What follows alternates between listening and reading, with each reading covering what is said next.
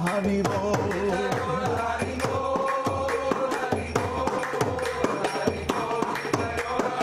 Om Nitai Gaura Haribo, Haribo, Haribo, Nitai Gaura Haribo.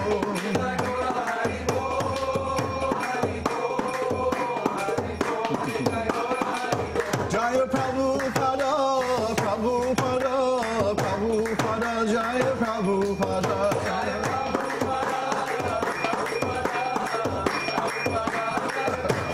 Jaya Prabhupada, Prabhupada, Prabhupada, Jaya Prabhupada.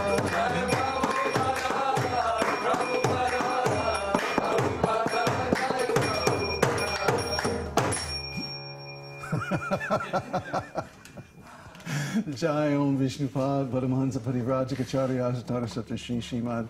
His Divine Grace A.C. Bhakti Vedānta Goswami Maharaj, Srila Prabhupada Ki Jai.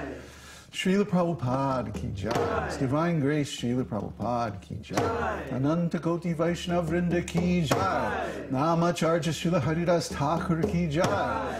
Prem Shigaho Shri Krishna Chaitanya Prabhu Nityananda Shri Advaita Gadadhar Shivasari Gaur Bhakta Vrinda Ki Jai. Shri Shri Radha Krishna Gopa Gopinath Shami Kund Radha Kund Giri Govardhan Ki Jai. Shri Vrindavan Dham Ki Jai. Shri Mayapur Navadvip Dham Ki Jai. Shri Jagannath Puri Dham Ki Jai. Shri Jagannath Swami Baladev Subhadra Ki Jai. Gaur Premanande. All glories to the assembled devotees. All glories to the assembled devotees. All glories to the assembled devotees. All glories to Shri Shri Guru Gauranga. All glories to Srila Prabhupada. Harinam Sankirtan Ki Jai. All glories to Babaji.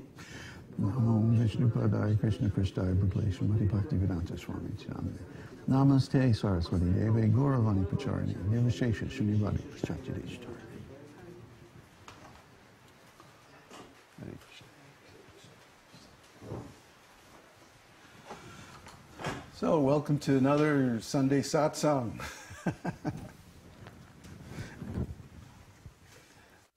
Hare Krishna. I forgot to chant the song I wanted to do. Never mind.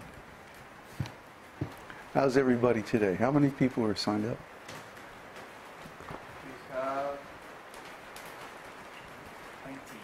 Oh, wonderful. Well, it's a nice, cool, rainy Sunday here in Chile. So I'm very glad that you all could attend. Today we have a talk on a very important subject of Anarthas.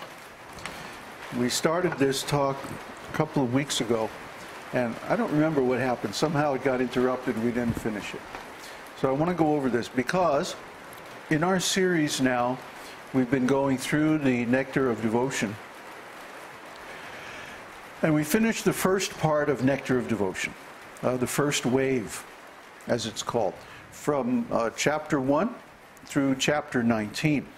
So Nectar of Devotion, if you haven't read it, you should read it. Or if you haven't got it, you should get it. We have it in our Vedabase. If you want to download the Vedabase, you should read it and look at these chapters 1 through 19. They describe the whole first part of the path of devotion. Actually, it summarizes the whole path, but it gives special attention to the beginning of the path, because, of course, most devotees are in the beginning. Once a devotee actually becomes advanced, then they move very quickly. But the place where most devotees get stuck is on anartha nivritti. Remember, there's 3 stages. What's the first stage? Adau Shraddha, faith. Somehow, someone hears about spiritual life, or they hear about the Vedas or something like that, and they get a little faith. That's all it takes. It doesn't take a whole lot of faith. We don't ask for complete faith. We ask for just a little bit of faith. And if you try the process that's given in the Vedas, you'll find that it works. It does what it says it's going to do. It will change your consciousness from material to spiritual consciousness.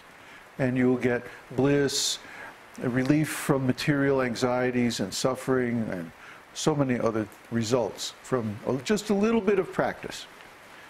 And then that should confirm that this process is bona fide. You do the experiment, you get the result. Okay. So from that point, it's not a matter of faith. It's a matter of experience, of knowledge, confidence. So according to this confidence, then we take up the next step, which is sadhu sangha, association with devotees. And this is what we have here. We have a sangha of sadhus. Sadhu means someone who's expert. And it also means someone who cuts. They're expert because they have reached the highest platform of human life, where they are endeavoring to understand spiritual things. And they're cutting because what? They're cutting off their material attachment and just associating with people who are similarly engaged in spiritual life. This is sadhu. So sadhu sangha means association with sadhus. If we keep company with sadhus, then we become like sadhus. It's said a man is known by the company that he keeps. So if we keep company with rascals, we become like rascals. But if we keep company with enlightened souls, then we become like them. So that is the means of advancement in the very beginning of the path. But then what happens? If you associate with sadhus, pretty soon you're going to meet a spiritual master, because sadhus are always associated with a spiritual master. And then you have the opportunity to take initiation. And initiation means that you follow the instructions given in the scriptures. Because if a spiritual master is bona fide, he's going to say, these are the instructions given in the scriptures. And these three things will agree. Sadhus, gurus, and shastra. The devotees, the spiritual master, and the scriptures. They all say the same thing. They all say that you should detach yourself from material things and you should attach yourself to Krishna. Always hear and chant about his holy name, his beautiful transcendental form, his wonderful activities and pastimes with his devotees, his amazing spiritual qualities, and so forth. That this is the essence of all advice. This is the essence of all instruction. So if one follows this instruction, then part of that instruction is to take initiation, diksha. And we're going to have an initiation ceremony on Janmashtami, Krishna's birthday, which is coming up in about a month. And that's going to be in New Jersey. And of course, we're going to stream it on, it's going to be our Sunday satsang for that day. What is that? August 15th? 16th. Yeah, 16th? Yeah, so be sure and make it to that Sunday satsang. It's going to be real special. And the meaning of initiation is not just a ceremony. It's not simply getting a name. It's not just going through or some ritual and, you know, it's a very colorful ritual. It's really cool. You know, we have a fire and we make different offerings into the fire and there's all these mantras and, you know, it's a very nice ceremony. But what happens when the ceremony is over? Is that the end of the initiation? No. No. Really, initiation means the beginning.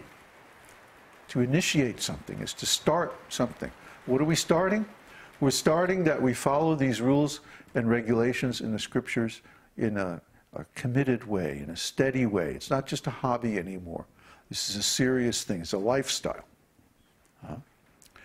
So when one follows these rules and regulations, what's the result?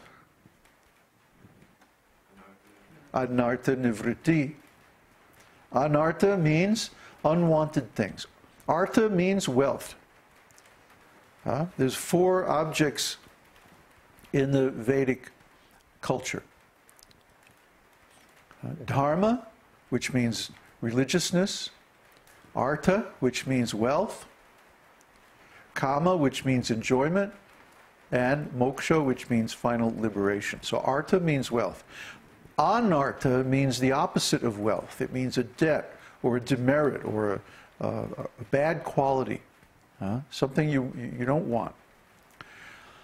So anartha nivritti is the stage at which all these bad things go away.